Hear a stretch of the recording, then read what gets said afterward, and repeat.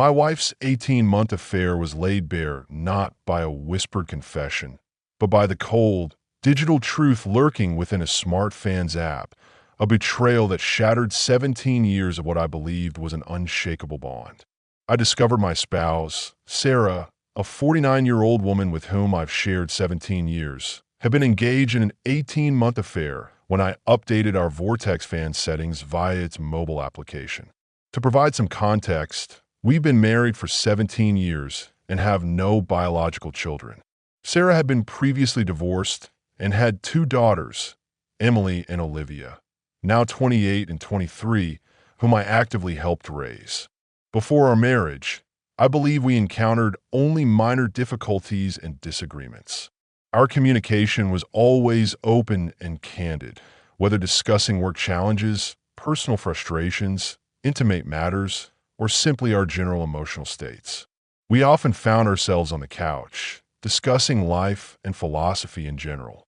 I remember one crisp autumn evening, curled on the sectional with the scent of a pumpkin spice candle filling the air, debating the nuances of free will versus determinism for hours, her hand absent-mindedly tracing patterns on my arm, a feeling of deep, profound connection enveloping us.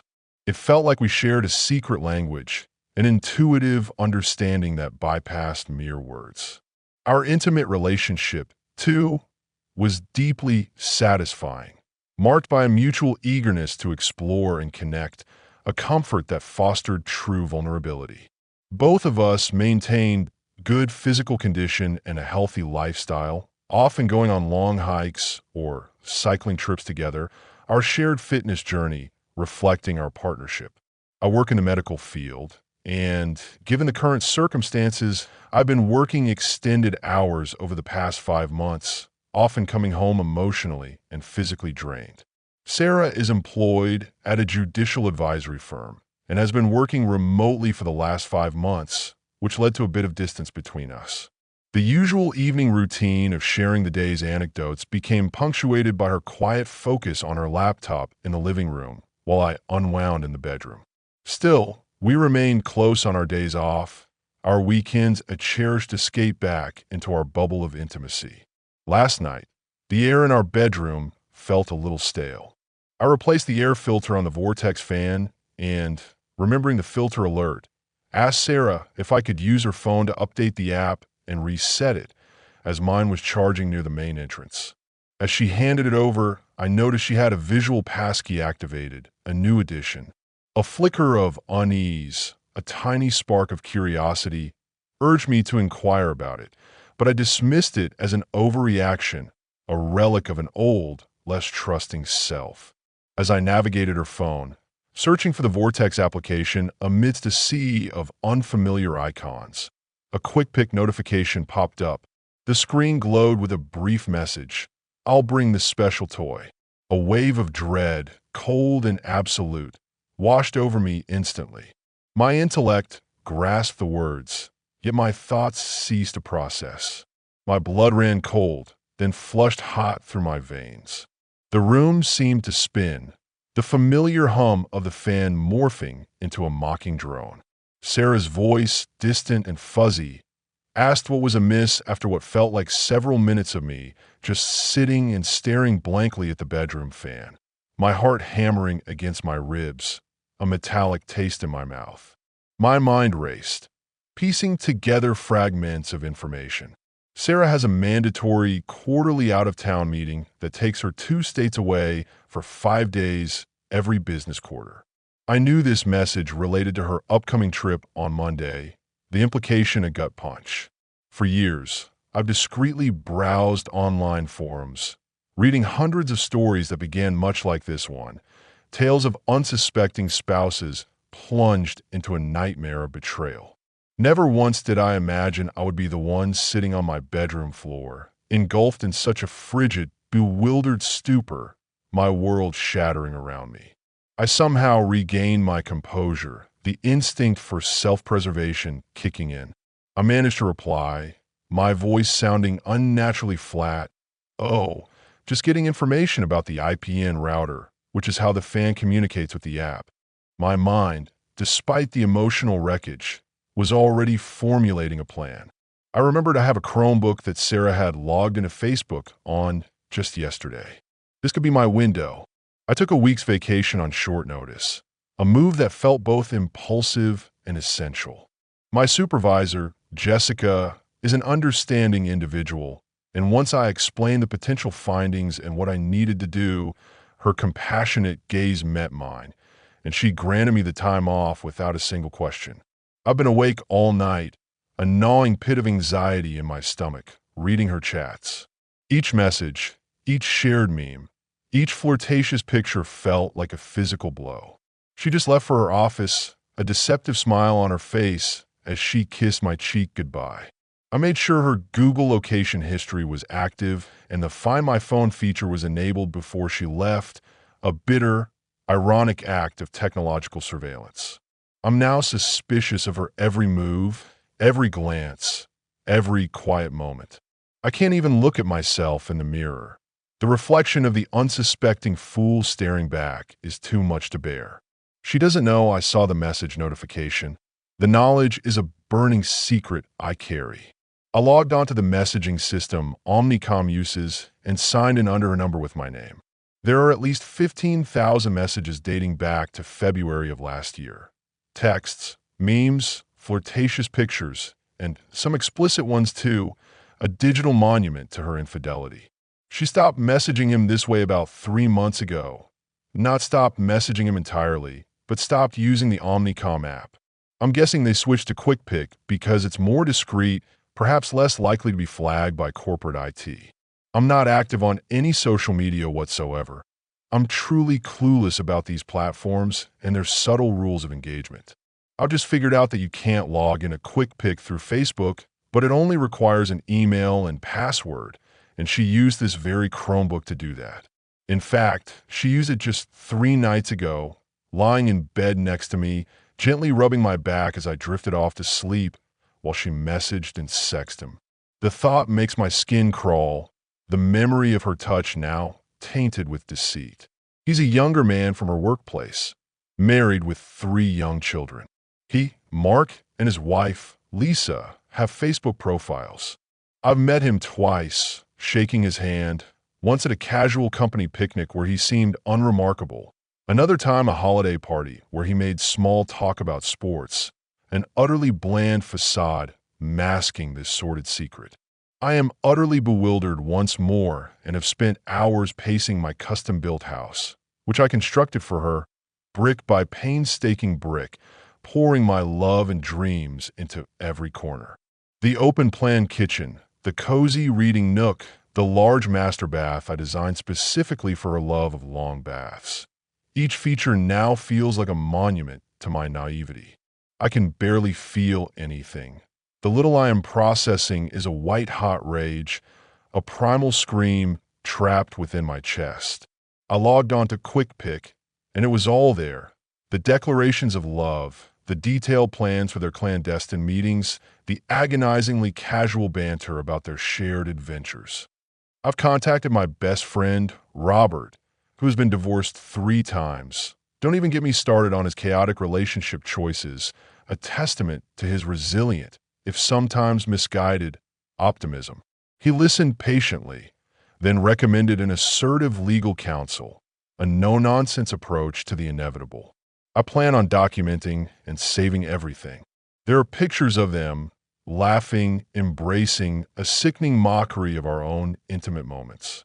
I'm sure her phone or his contains videos, more incriminating evidence of their clandestine world. I just desperately wish this were a terrible dream, a nightmare I could wake up from. She spoke terrible things about me in those messages, revealing my insecurities, my vulnerabilities, twisting them into justifications for her betrayal. She told him, "I love you," a phrase she uttered to me with such heartfelt conviction just days ago. They haven't made any long-term plans, so this feels like a purely physical relationship. A fleeting, selfish indulgence. It almost makes it better, a perverse comfort that she's not abandoning me for a deeper connection, yet simultaneously so much worse, as if she is literally squandering our life, our shared future, for this cheap thrill. She knows infidelity is an absolute deal breaker for me. It was a cornerstone of our vows, a non-negotiable pact we made early in our relationship. Our usual routine on the day she departs for her meetings involves me driving her to the airport and dropping her off with a prolonged goodbye, a lingering kiss, and a promise to call. I can't even begin to contemplate what I must do now. Robert suggests printing everything and seeing if I can retrieve information from QuickPick. From what I understand, I can't unless I have her phone, but I've got enough to start. My plan is to meet with the lawyer, Ms. Thompson, today. I'm paying an exorbitant amount to secure an urgent consultation, initiate the proceedings, and hopefully obtain a plan of action from her. The urge to act, to reclaim some agency, is overwhelming. I truly want to book a flight and follow Sarah to the hotel she's staying at and discover her in flagrante delicto, to catch them in the act and witness the immediate fallout. I have access to her hotel booking options and, in a moment of foresight years ago, listed myself as a contact person so I can obtain a room key without alerting her. I think I'll just log into the messaging applications once I arrive in town and observe it unfold in real time. If I could get the papers ready in time, I'd hand them to her, serving her divorce papers in the most public and humiliating way possible. Instead, I'm just going to hand her the printouts, a 600-page PDF, a physical manifestation of her deceit. His wife, Lisa, accepted my friend request, a step into the abyss I've taken, driven by a thirst for vindication. I'm debating sending everything now, but a calculated part of me holds back. I am incandescent with fury, but I don't want to lose any advantage. I'm going to fly there Monday afternoon, log in, and see what they've discussed, hoping for a final, damning exchange. I'll get a room key to Sarah's room, and with trembling hands, drop off the package in her room along with my wedding ring, a silent, symbolic severance. I'll then sit in the bar, nursing a drink, and watch my phone inundate with calls as she discovers the truth. I'm going to call Mark and tell him to meet me in the lobby or bar and bring Sarah down, forcing them into a public confrontation. Then I'll inform him that a similar package has been sent via certified mail to his home, addressed to his wife, as well as a Facebook message I plan on hitting send on as I tell him. It feels insignificant and feeble, this carefully orchestrated revenge against the magnitude of my pain. I want to rage and scream, to tear down the walls, but I'm helpless this morning, paralyzed by the enormity of it all. All I could manage was a brief farewell kiss on her cheek as she left for work, the taste of betrayal on my lips. I truly cannot bear to look her in the eye, seeing only the stranger she has become. I somehow have to get through the weekend, the longest, most torturous weekend of my life. I guess I'm asking, is my vindictive, resentment-driven strategy worth it? I just want to inflict pain at this point. I want to hurt her emotionally, to make her feel a fraction of the agony she has inflicted on me. I feel gutted and stripped of my masculinity, my identity unraveling. I will not entertain an apology. This is the one act that is beyond absolution. It requires so many deliberate steps to cheat on someone, and each could have been halted until the sin is complete. Then it is done. Should I just confront her tonight or wait to discover her? I don't think I'll update again. I'm truly contemplating never using social media again and only partnering with someone who shares a similar outlook moving forward. A future built on genuine trust, not the shattered remnants of a lie. ETA, I found the special toy.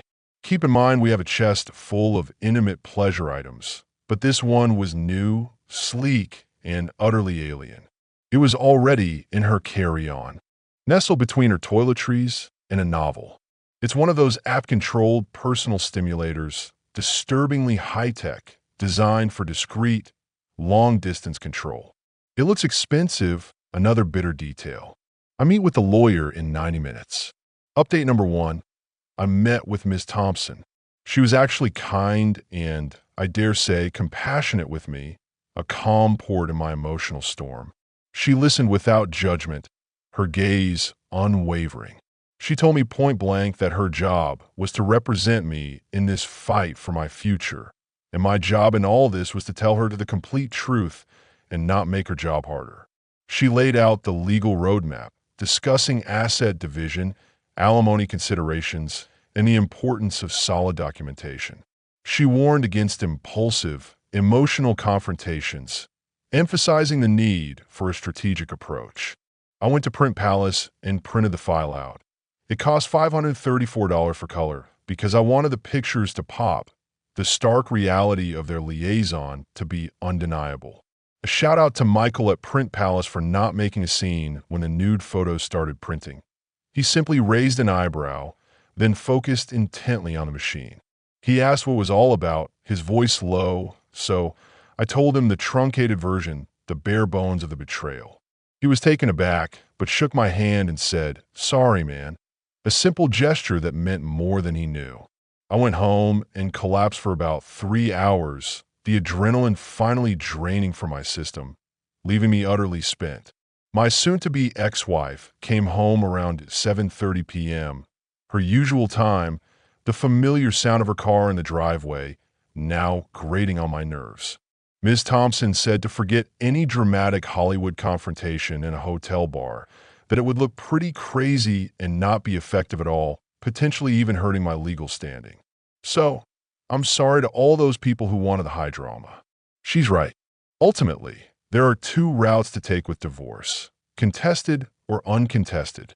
She said I would have to notify my soon-to-be ex-wife that I have retained counsel, and to proceed, my soon-to-be ex-wife would either have to contest the divorce or we would go through mediation and file from there. So, she got home about 2 hours ago. The air in the house was thick with unspoken words, a tangible tension. I asked her if there was anything going on that she wanted to talk about, my voice flat, devoid of emotion. She said nothing other than the election, her eyes carefully avoiding mine. She then asked what was bothering me, a feigned concern that almost made me gag. I wanted to cry, to break down and let it all out, but truthfully, I was cried out, my tear ducts seemingly empty. I said I was curious as to why she had an app-controlled personal stimulator in her luggage. The look on her face was actually more telling than anything I've ever seen. Her eyes widened, a dawning horror filling them. She looked panicked, pale, as if all the blood had drained from her face. She began to breathe faster, shallow, ragged breaths, to sweat, a clammy sheen appearing on her forehead. Her composure, always so carefully maintained, crumbled before my eyes. I asked why she would have something like that, who had the code and the app to it, my voice barely a whisper, yet it cut through the silence like a knife. She stammered, incoherent syllables tumbling out, and then the tears began, streaming down her face, as I pulled out my 3 file folders worth of text exchanges, the sheer volume of paper a testament to her prolonged deception. I asked if Mark's wife, Lisa, would have it. She cried and pleaded that she could explain, that it wasn't what it looked like, a desperate, futile attempt. I said she had 5 minutes to do it. Of course, she couldn't, the truth too vast and ugly to contort into a believable lie. I told her that my attorney told me to tell her that our marriage was over. I also told her to leave. She screamed it was her house too, her voice hoarse with panic and disbelief. I calmly told her that maybe, but I would be notifying everyone about her affair and betrayal, that even the girls, Emily and Olivia, will know, or she can leave now and find living arrangements for the time being. Hell, she'll be at her work conference for a week. She can figure out there. She was speechless, the threat hitting home. I calmly pulled up Facebook and showed her Mark's wife, Lisa, her profile picture mocking her. I said, "Do you want me to tell her? Are you going to do it right now?" More tears and moaning and pleading, interspersed with desperate, "I love you." And it wasn't supposed to go this far. Then my favorite, the cliche that rings so hollow, "You can't do this." I said, "Well, it looks like I'm doing it," as I sent Mark's wife, Lisa, a message with the file of their escapades on it, a PDF attachment containing all 600 pages. I prefaced it with apologies and a brief explanation, hoping to convey the gravity and the reluctant necessity of my action. I haven't heard back from her yet, but the silence feels like a ticking time bomb. I leafed through the stacks of paper, picking up random pages, and started reading random excerpts out loud to my soon-to-be ex-wife, twisting the knife. I just wish we could spend the day attached to each other, just you inside of me. You feel so much more intense than any other woman I've ever been with. Her sobs intensified, a wretched, broken sound. She's still sobbing and asked to talk about us. She says our marriage can withstand her mistake. Her mistake, as if it were a spilled glass of water. I told her I would never forgive her, that her word meant nothing, and that she threw away the last 17 years, sacrificing our sacred bond for a cheap thrill. I'm still entertaining the whole tell the personnel department thing. The thought of hitting her where it hurts professionally is a dark comfort. And I'm going to tell everyone about her decision to end our marriage by cheating.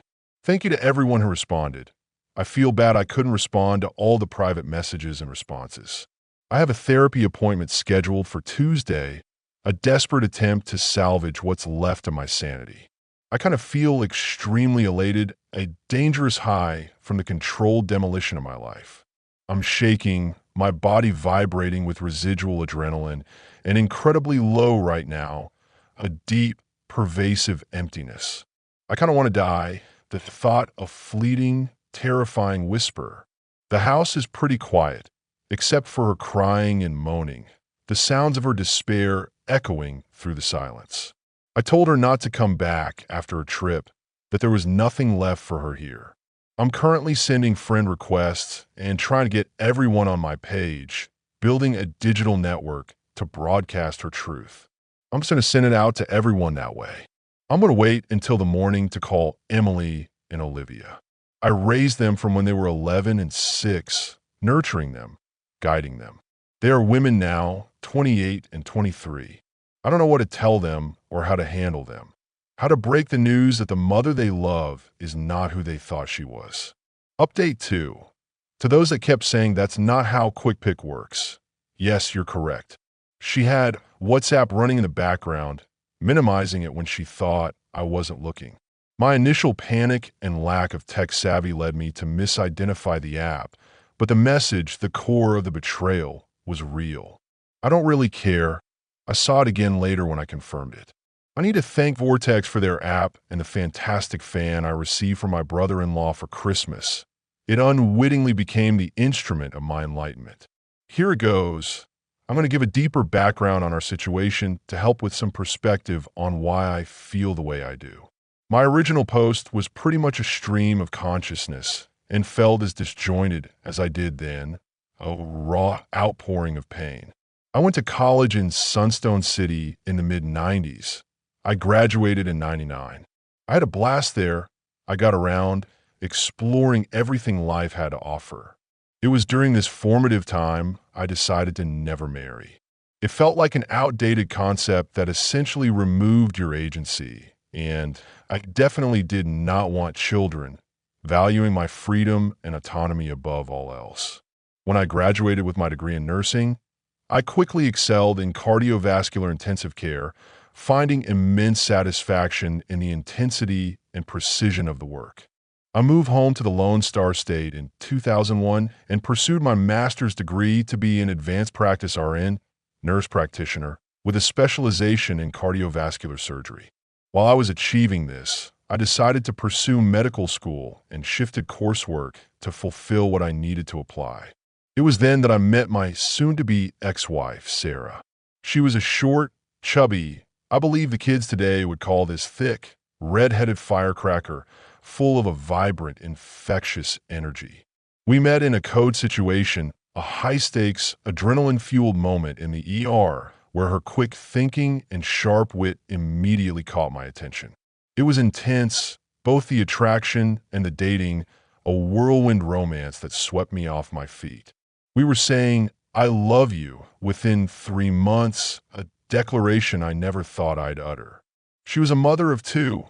Remember, I wanted to be child-free, that had been divorced for about 2 years. She was just getting out an on-again, off-again relationship when we met, a complicated past I tried to understand and accept. We dated for about 2 years, and she slowly introduced her daughters, Emily and Olivia, to me, then 11 and 6, navigating their budding personalities and my own discomfort with parental roles. She sat me down one night and gave me a pretty heartfelt but pragmatic talk about us, where we were at the time, and what she needed/expected from me or any other partner. Essentially, she said it was time to either get married or move on, her directness disarming me. I was still pretty anti-marriage, and she respected that, but she was telling me this to give me a chance to think about us and what the future looked like. She had a pretty good point in that we were living together 8 months and even had each other as emergency contacts. She joked that all that was missing was having each other on our insurance. It was a good, honest talk, and we agreed that we would continue on for a bit more, but I would ultimately have to make the decision. 2 weeks later, I had an acceptance letter to a medical school about 2 hours away. I was ecstatic and crushed at the same time. I had just had my 26th birthday and was about to accomplish a huge life goal, a dream deferred. Then I realized I'd never see her or the girls. The thought brought an unexpected pang of loss. My self-doubt got the better of me. Being a medical student, then resident with a fellowship was going to be a roughly 7-year process, a grueling marathon. All the while, I could not make the money or support the lifestyle we had grown accustomed to. I thought about the prospect of at least 7 years of loans, debt, and work, and losing them. So I declined the acceptance, a decision that felt both necessary and like a profound sacrifice, and switched back to a master's in nursing administration, choosing stability and a family over my personal ambition. We got married in July of 2003. It was an intimate and personal ceremony with just immediate family and friends. While my parents adore Emily and Olivia, rightly so, they are charming, bright girls. They have always been standoffish with my soon-to-be ex-wife, subtly hinting at their disapproval. On Monday, when I told my parents what was happening and that there was a real possibility the girls could stop being as prevalent in their life as they have been, they told me, with a quiet solemnity, that they still felt that my soon-to-be ex-wife was compromised, having been married prior, and forcing me to compromise my dreams. That really hit home, and to a certain extent, they are correct. The sacrifice I made was never fully appreciated, only accepted. After I graduated, I didn't want to be a manager or director. I'm a hands-on guy that likes taking care of patients, the bedside action calling to me. The hospital I was at offered a certification in ECMO, extracorporeal membrane oxygenation, and a perfusionist credential, highly specialized and challenging roles. It was a highly competitive application, but I got in driven by a need for intellectual stimulation. For the past 11 years, I have been doing ECMO and all things related, saving lives on the brink. I have had a blast, and it has been challenging as well as heartbreaking at times, the weight of life and death a constant companion. My soon-to-be ex-wife decided about 5 years ago that being an RN on the floor had run its course, and she wanted a more 9-to-5 job that did not involve patients or drama. She got on through a friend at a multi-state judicial advisory firm that specializes in medical legal suits, abstracting data from patients' charts and presenting it in the manner requested, a dry, analytical job. So, that's the setup. 2 professionals seemingly thriving, one sacrificing for the other, building a life, a home, on what I believed was solid ground. On Saturday morning, D-Day +2, I only slept a few hours, haunted by disturbing images and crushing despair. I had, and still do, thoughts and scenarios of death and violence upon them and myself, dark tendrils of despair wrapping around my mind, a chilling manifestation of my emotional state. I was in the kitchen making breakfast, eggs and toast, when she walked into the kitchen, still bleary-eyed, the morning light unforgiving on her face. She asked if I would make her some. I looked at the plate, then at her, and with a deliberate, slow movement, I threw it in the trash in front of her, the small act a desperate attempt to assert some control, some defiance. I then proceeded to load up my record player and play intensely cathartic music from my youth at an uncomfortably loud volume. Rage Against the Machine, 9 Inch Nails, to prevent her from trying to talk to me, to drown out her existence. Real mature, I know, but maturity was a luxury I couldn't afford. I began deliberately seeking out painful details, sitting at the kitchen table, reading the printout in chronological order, forcing myself through the agonizing timeline of her betrayal. I do and I don't recommend it. Each message was a fresh wound, a new layer of humiliation. By the afternoon, I was done with intense music artists. My rage had given way to a profound, aching sadness. I was listening to heartbreak ballads by Chris Isaak and Ray LaMontagne, their melancholic melodies mirroring my soul. She approached again. This time she was almost indignant, her voice laced with a tremor of accusation, asking what purpose notifying Mark's wife, Lisa, served. I stared at her for what felt like an inappropriate amount of time, a bit dumbfounded by her audacity. I told her point blank that at least Lisa would get the chance to make an informed decision about her future instead of making concessions and personal sacrifices for someone that would betray them so selfishly as she had done to me. I guess my message to Lisa was received, and things were not good for Mark. The consequences of their actions were beginning to unfold. She sat down on the couch and began to tear up and sob, her despair a mirror to my own, yet I felt no sympathy. I told her I was cried out, and more correctly, I was so numb that I would do that later when I'm done doing what needs to be done, when the practicalities of vengeance were complete. She asked timidly, all indignation and bravado gone from her voice, what else I had to do. I looked her dead in the eye, my voice low and steady. To ruin your life and give you the pain I have now. I told her that if she had any respect for me or loved me, she would open her phone and show me everything, the raw, unedited truth of her deception. She refused, shaking her head, and said it didn't matter and all I would do is hold it against her, a pathetic evasion. I said there was a part of me, the completionist in me, that wanted to know, to understand the full scope of her deceit. She refused and went to the guest bedroom, seeking refuge from my icy glare. Driven by a cold, calculating resolve, I found her personnel department knew hire paperwork from her company. They have an internal ethics hotline, and I called and left a detailed message, my voice calm, precise, laying out the facts. My soon-to-be ex-wife and Mark had discussed client information that also had sensitive medical data with an unsecured, non-approved messaging system, a clear breach of protocol. I also informed them that she was his acting supervisor on 2 projects over a certain time that corresponds with the sexually inappropriate messages, blurring professional and personal boundaries. Lastly, I said that they both used their company-provided devices to exchange explicit content, pics, sexting, videos. That was a big no-no as well, a stark violation of corporate policy. My whole life, I have viewed myself as a composed and logical individual, in control of my emotions, navigating challenges with calm reason.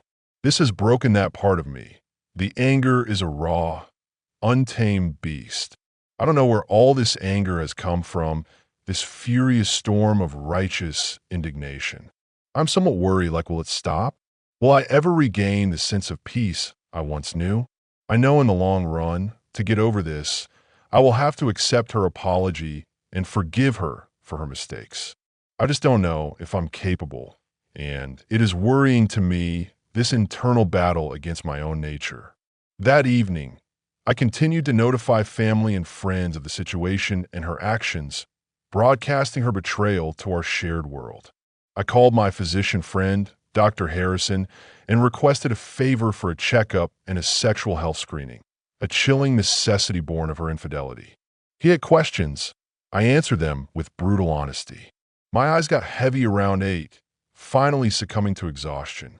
Sunday, D-Day +3, I decided to drive to see Emily and Olivia.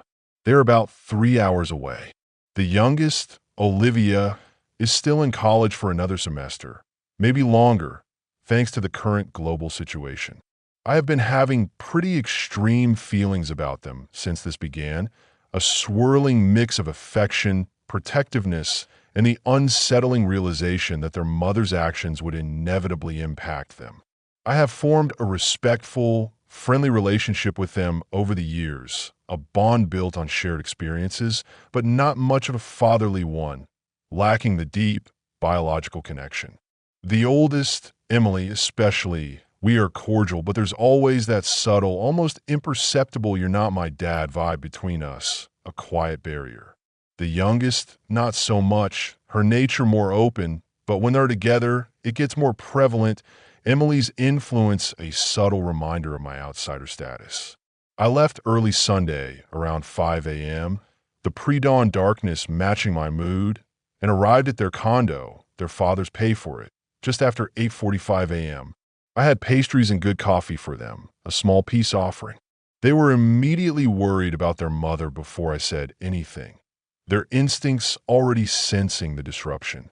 I told them point blank the situation, every painful detail, and that their mother would probably be moving in the next 3 to 6 months. I can honestly say it was best to do and say this in person. Seeing their faces, their shock and disappointment, validated my decision to spare them from discovering it secondhand. I told them everything, from the Vortex fan to the 600-page printout. They were disappointed in her, a quiet, profound sadness settling over them.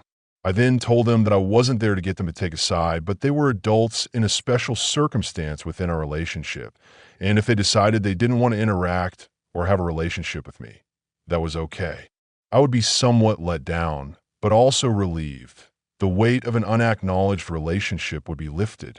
I told them, however, that our relationship or lack thereof should not interfere with their grandparents, my parents, who had showered them with unconditional love since they were little girls. They both agreed that they would like to definitely keep in touch with their grandparents, grandfather James, their voices thick with emotion. I left there around 11 and headed home. The 3-hour drive a blur of introspection and simmering grief.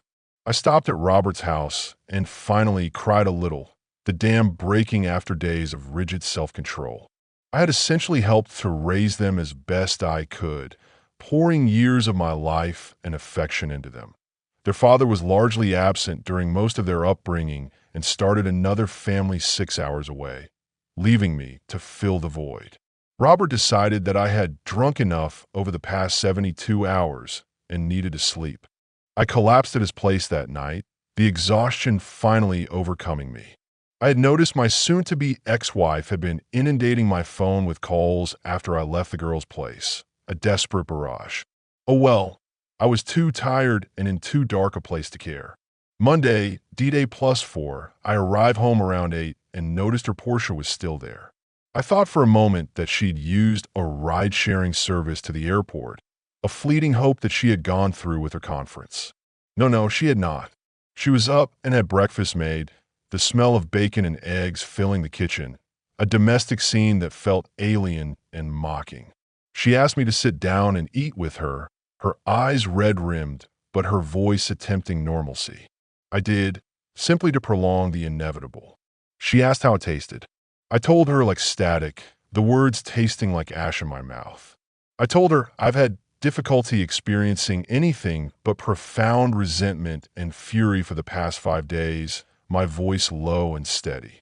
She had called in sick at work and did not leave for her quarterly meeting, choosing to stay and face the music.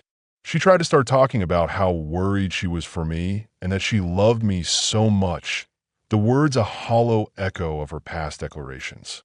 She had received a call from Emily yesterday around noon, and they were deeply disturbed by her behavior, the girl's pain finally piercing through her self-absorption. I laughed, and as I did it, I realized it was not a funny laugh. It had a wild, uncontrolled quality, a raw, almost feral sound that took me aback even as it escaped my throat. I said, "Oh, you love me so much you have a 1.5-year affair behind my back? You love me so much you entertain some other married man?" You love me so much you squandered almost half of my existence.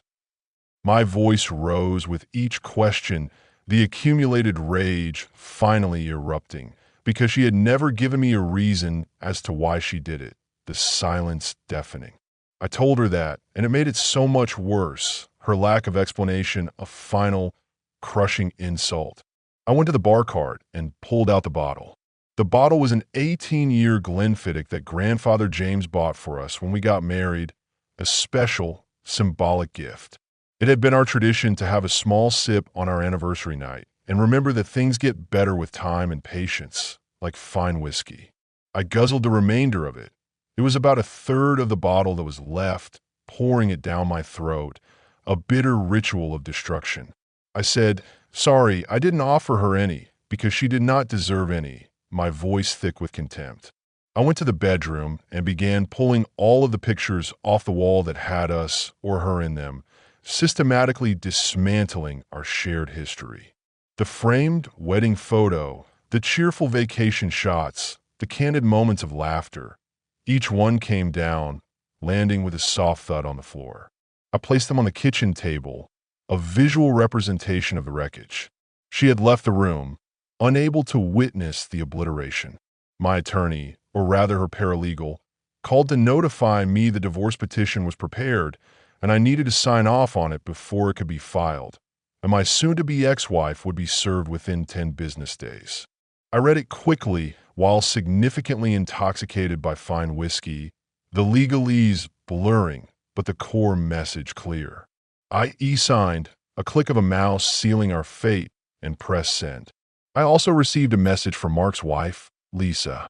She reluctantly thanked me for this horrible but good revelation, her words tinged with a weary sorrow. She declined to speak with me, but wanted to message me to tell me she found texts and videos with other women besides my soon-to-be ex-wife, a twist of the knife I hadn't anticipated. She expelled them from the residence and was going to an attorney soon. They live on the Golden Coast, a world away, but the consequences were global. I proceeded to listen to music and have a few more drinks, the alcohol numbing the edges of my pain. I fell asleep around 4 in the afternoon, passing out in a whiskey-induced stupor. I heard her come home around 10. She saw the pile of pictures and things that had at one time meant something to us, the scattered fragments of our life. She began sobbing and asking me to talk to her, her voice raw with grief.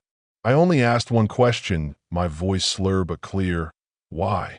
She kept saying she didn't know, a pathetic, infuriating answer. I called her despicable insults, my tongue loosened by the alcohol, and said that she made so many decisions to get to just the first text. It was she that started it. I was pretty uninhibited in my speech due to intoxication. I laughed at her a bitter, hollow sound and started taking off my clothes and said, "You threw away this," pointing to my body. "I'm going to get for it. But I'm 6'4" and weigh 200 pounds. Up until last week, I still jogged and lifted weights 4 times a week for some unflattering description of her lover that wasn't going to do anything for her. The taunt felt satisfying, a crude attempt to inflict physical insecurity where she had inflicted emotional devastation. I went to my room and had a shower, the cold water a temporary shock to my system. When I got out, she was in the bed, naked, having lit some candles, her eyes pleading for intimacy. I turned on my camera and told her to repeat what she said, a chilling premonition, a desperate grab for evidence. I thank everyone who mentioned doing this just in case, the advice a perverse saving grace.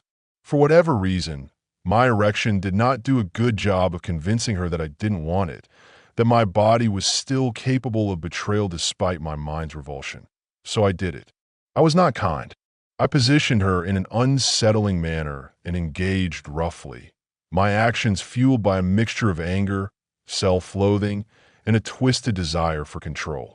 I told her I wanted anal, and I wanted to hear her beg me for it, pushing boundaries, inflicting my own brand of pain. I recorded it all, the small red light of the camera a silent witness to my breakdown. I felt so many conflicting sentiments after. I love her, and I'm indifferent to her. I hate her, and I think nothing of her. I want her and feel like I need her, but it hurts me to think of us anymore. The contradiction of torment. We fell asleep together, intertwined in a web of hatred and regret. I woke up experiencing a crushing hangover and had a hard time looking at myself in the mirror. The person staring back was a stranger, twisted by pain. Tuesday, D-Day +5. Therapy was a 2.5-hour session, an emotional marathon. Unbeknownst to me, she followed me there, sitting in her car outside, and wanted to know what I was doing as I walked towards the building. I told her, my voice raw and loud, that I was getting some therapy for the emotional trauma I had after realizing I had squandered most of my life on someone who couldn't even give me a reason as to why she would cheat on me. My eyes were teary-eyed, but my voice vibrated with a furious energy. My soon-to-be new therapist, Dr. Evans, witnessed a significant portion of the interaction, his expression unreadable. I called her horrible names and told her I wished her dead, the words escaping before I could rein them in. Needless to say, my session was intense, a torrent of pain and anger. He prescribed some calming medication for me, a tranquilizer to blunt the sharp edges of my despair, and I had another shorter appointment scheduled on Thursday. We discussed my anger and betrayal, my feeling disempowered, my fear of the future, a vast, terrifying unknown. I explained I'm terrified of the unknown, of the empty void that awaits. Last week, I felt like a complete man, grounded and secure. I had a vision and goals, a clear path forward. I also had a partner to deal with any issues and obstacles, a shared burden. Now I am a vessel adrift without guidance or propulsion, lost at sea. I feel no sense of direction or power or means to get away from this crushing reality. He started explaining the why that I wanted to know, not as a single question, but as a series of questions that is pretty interesting, a framework for understanding human behavior. He said that instead, I should calmly ask my soon-to-be ex-wife what within herself gave her permission to do this to me, forcing her to confront her own internal landscape. There are several more to follow up with, but this is what stuck out the most. I told him about the intimacy, the disturbing, conflicted encounters. He recommended that I lay out explicit ground rules regarding our physical relationship, clarifying the boundaries. He ultimately recommended that I don't do it anymore. It would confuse and significantly worsen the situation unless reconciliation was my goal, which it was not. I cried, I raged, I left exhausted, emotionally spent. My soon-to-be ex-wife was still outside waiting for me. I walked past her and didn't respond to her questions and pleading, her desperate cries falling on deaf ears. I received a call from Dr. Harrison's office. The results of my sexual health screening were back. They were negative, a small mercy, but another confirmation of my wife's callous disregard. I went home and proceeded to continue removing my things from the house and boxing them up, systematically dismantling my life, piece by painful piece. I've decided I would move out. The house, once a sanctuary, now felt like a prison. I called work and requested a face-to-face meeting. The thought of working or concentrating on critical matters of life and mortality is not possible in my current state of mind. I would be a danger to my patients. I drove to the administrative building at the hospital, met with the team, and formally gave my 6 weeks resignation. I have such a highly specific and specialized role in ECMO. The 6 weeks is kind of minimum courtesy, a professional obligation. I put it succinctly that my soon-to-be ex-wife's actions had caused a stressful home life, and I would be a hindrance to patient care, the team, and myself if I continued to remain in this area. My departure a necessary act of self-preservation. I have decided to move away, far away, to escape the memories and the pain. I got home after picking up some groceries, a meager bag of food. It has been about a week since I have had more than a mouthful of sustenance and have subsisted primarily on alcohol and not much else. I took both my therapist's and physician friend's advice and decided to make some food and stop drinking, a tentative step towards healing.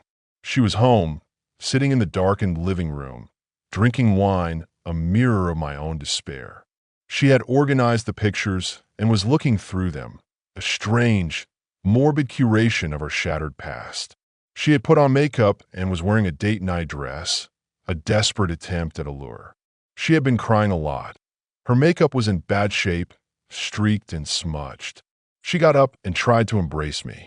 I pushed her gently away and deliberately drew out my phone and initiated recording, the cold lens of the camera a barrier between us. She started crying again, her face crumpling.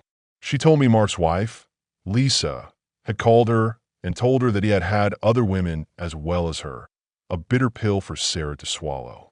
She said that she was so much the fool, and every disparaging epithet I had called her was right, a self-condemnation. She begged me to consider us, to try and salvage what remained. I said, why bother?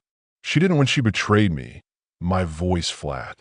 I told her I was sorry that her lies exposed her deception, but I felt that she was sorry that she got caught, not remorseful for what she did to me. Her tears a performance, not genuine regret. I told her I felt she was sorry that she was going to have to start over, and that she was more upset about that than losing any love she had for me, her carefully constructed world crumbling around her. I said that she abandoned her love for me or us 2 years ago when she decided to do this. Each word a hammer blow. I kept piling it on her, releasing the torrent of my pain. I informed her of my call to the institutional ethics hotline and the specific rules she broke, outlining the professional consequences. I didn't raise my voice or act angry. I was trembling slightly, but it was like everything was leaving me in a rush, a cathartic purge. I felt simultaneously euphoric and profoundly dejected, empty. When I was done, I put up the few groceries I had bought and made a small sandwich, then went to bed. She was there again, in our bed, waiting. I pulled out my phone and told her with the recorder going what my therapist had talked about in regards to intimacy. Keep in mind, in 17 years, I cannot recall a time when I refused or declined intimacy from her.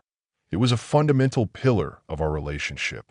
I asked her to leave and sleep in the guest bedroom. She refused, her eyes defiant. I said, fine, I would then, and left the room, the silence a stark reminder of the chasm between us. Wednesday, D-Day +6.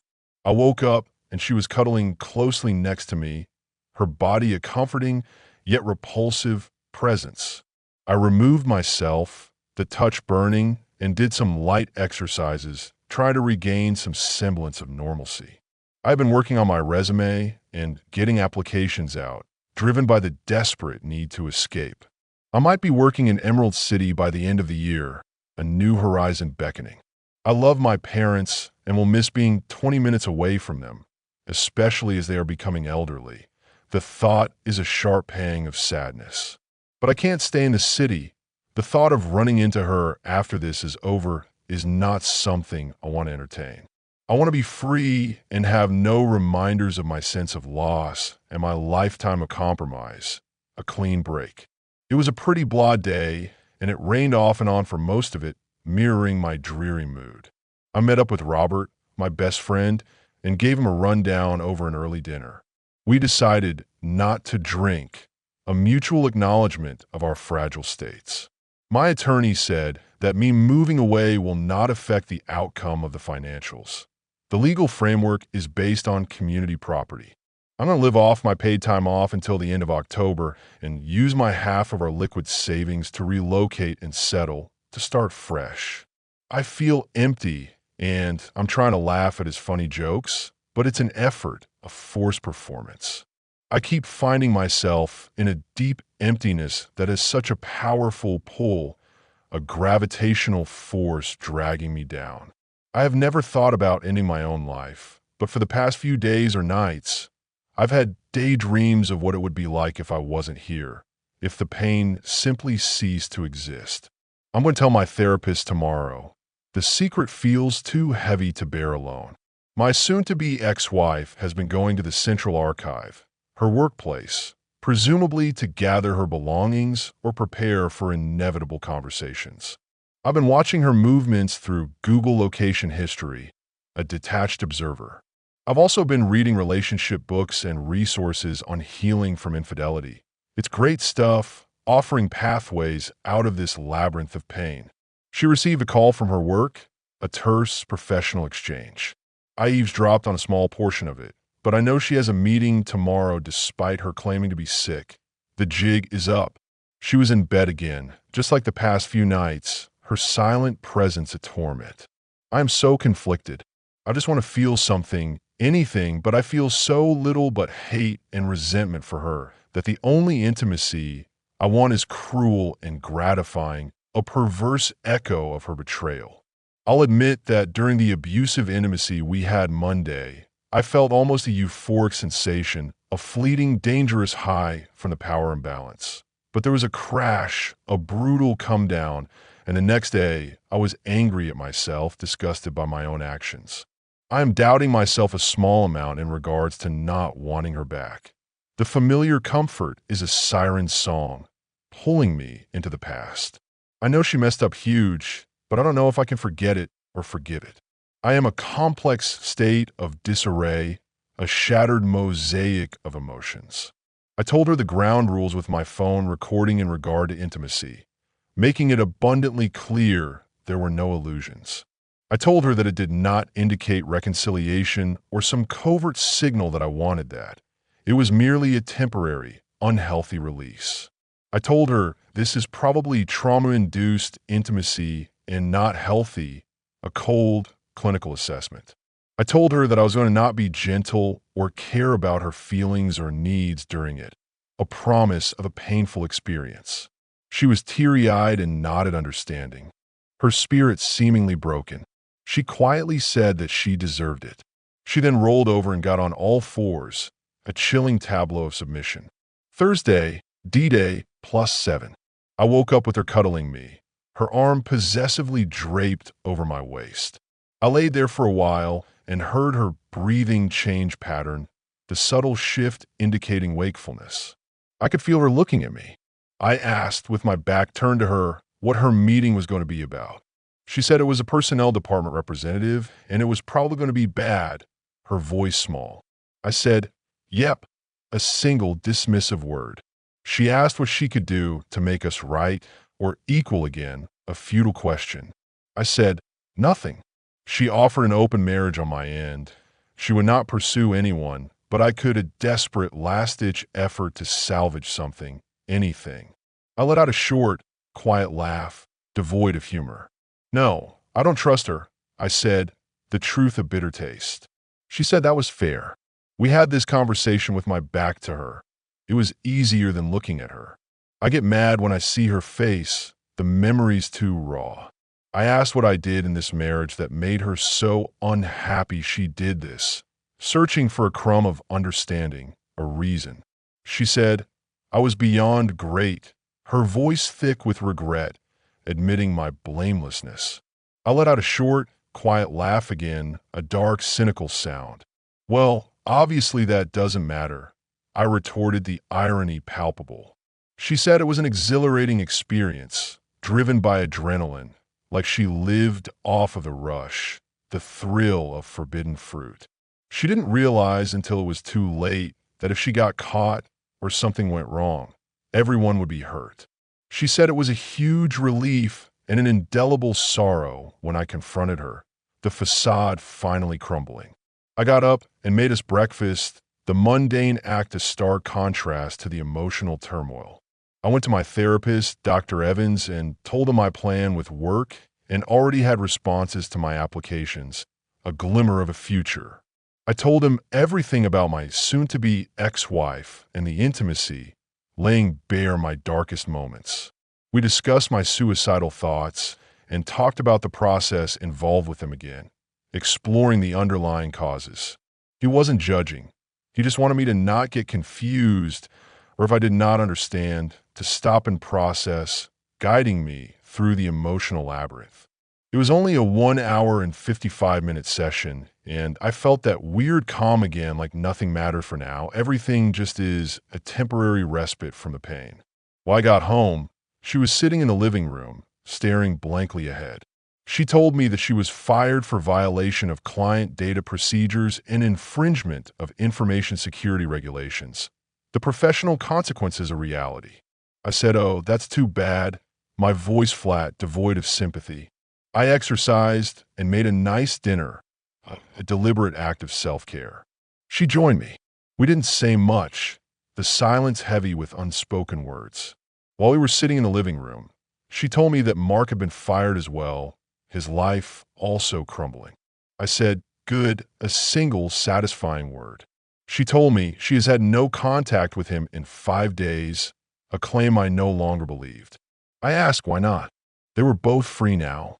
She could fly out to her soulmate and have all the fun they wanted now, twisting the knife. She said I was the only one she wanted, a desperate, hollow declaration.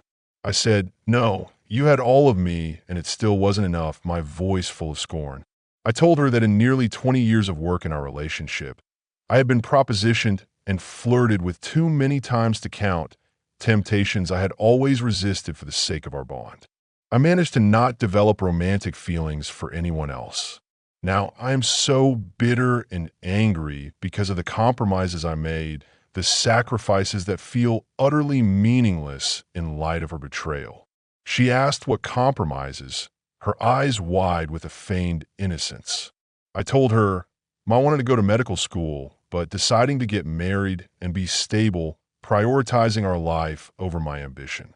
My not wanting children, but because they were a part of her, I accepted them and compromised, embracing a role I never sought. I said I made those compromises for our love, for the future I envisioned with her.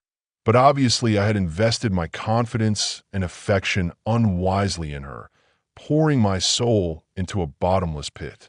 I told her that if I could go back in time, I would tell 26-year-old me to forego a relationship with her, to choose ambition and freedom over a love that would ultimately shatter. She asked again what she could do to bring us back together, a desperate plea.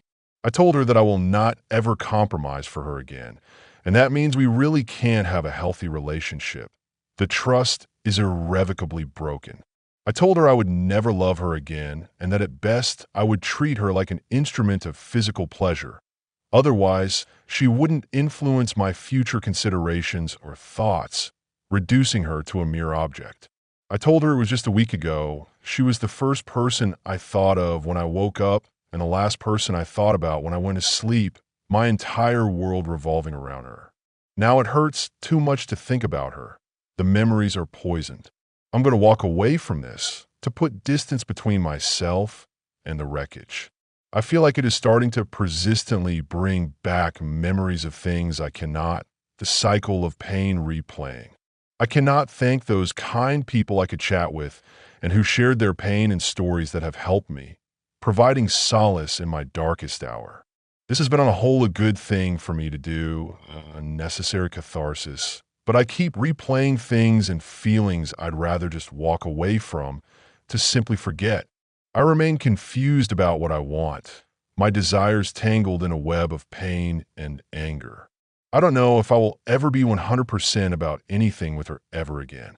I have fortnightly sessions for the next 4 years with my therapist, a long road ahead. That was a challenging narrative to process, David, but ultimately, regardless of what happens, I hope you work as hard as you can to be as close to the person you were before this happened. It's clear that you're emotionally in such profound emotional distress and anguish, and that's fully expected. Please keep up the therapy and avoid the unhealthy coping mechanisms that are occurring, alcohol and the not eating, and try to find peace. More than anything, you need to find peace.